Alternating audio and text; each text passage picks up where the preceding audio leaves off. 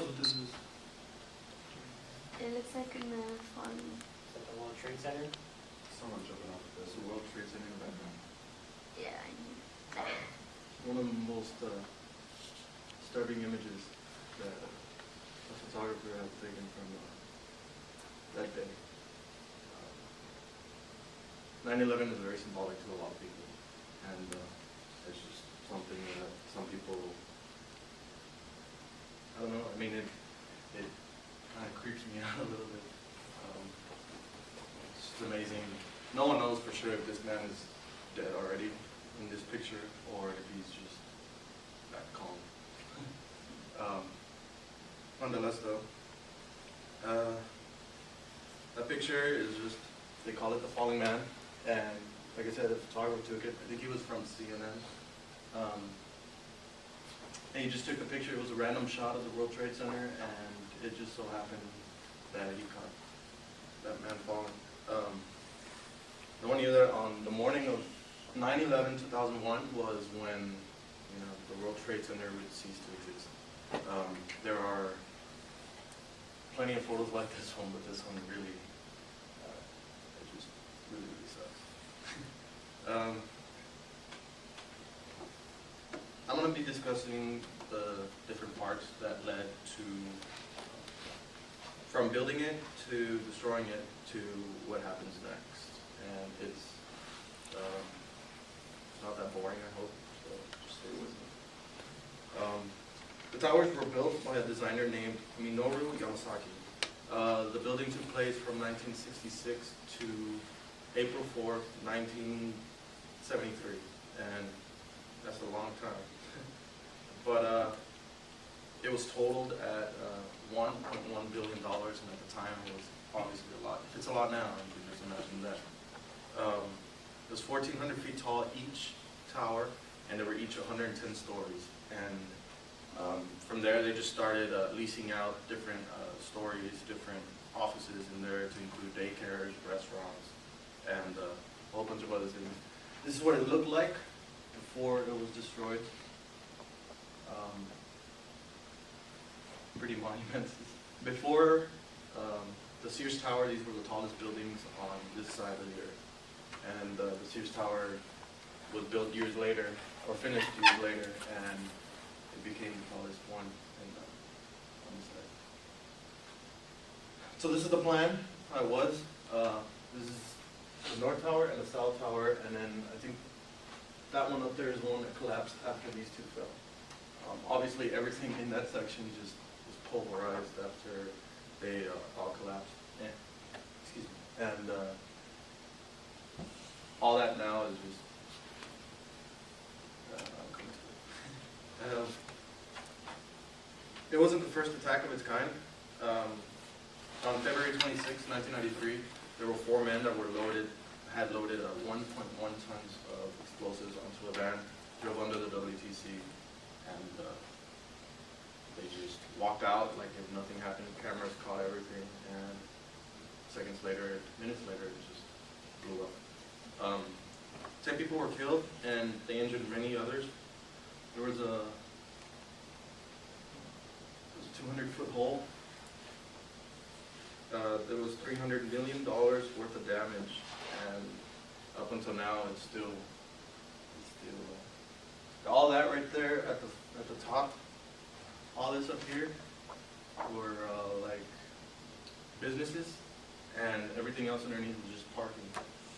So they drove one level underneath, and it destroyed. There was another level underneath the van, and another level up top, and obviously the rest of the tower.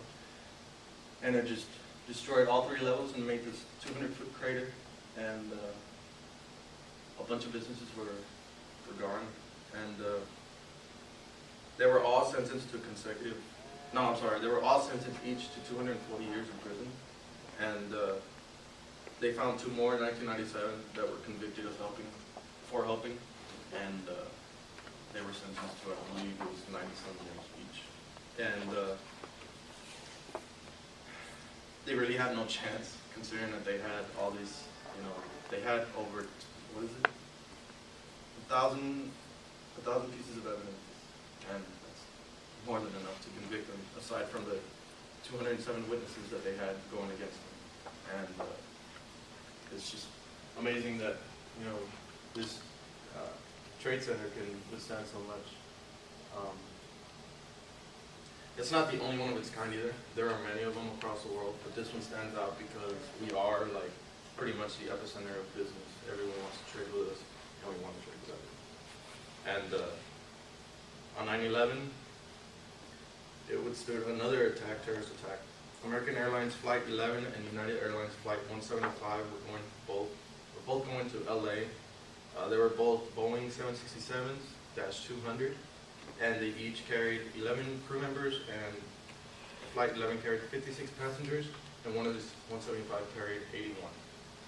And they all have records showing, by the time they got on, they have videos showing and pictures showing where the terrorists got on the plane, and they distributed that out. Wasn't able to get a picture, but sorry for that. So at 9:17, the first airplane hit the North Tower at 8:47, or I'm sorry.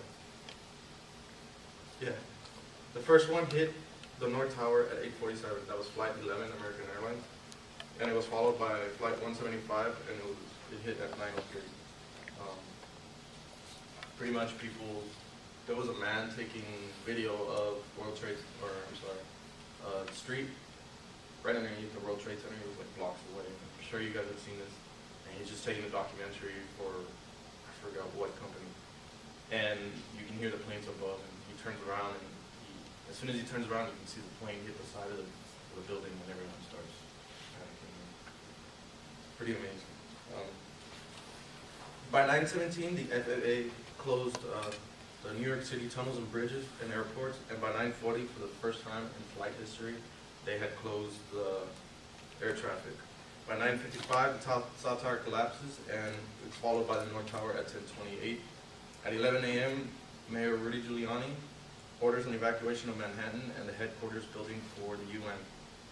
At 12:30, the Los Angeles airport and the San Francisco airport evacuate and shut down. The rescue efforts began at 7 p.m. and kept going for a week.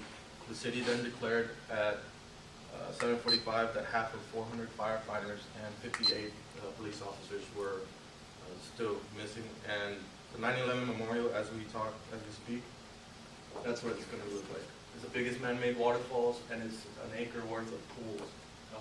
It's all going to be covered by trees, and then the 2 memorials, or the 3 memorials on the edges.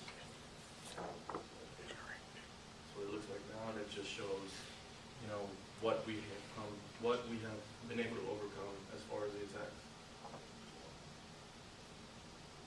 Yeah.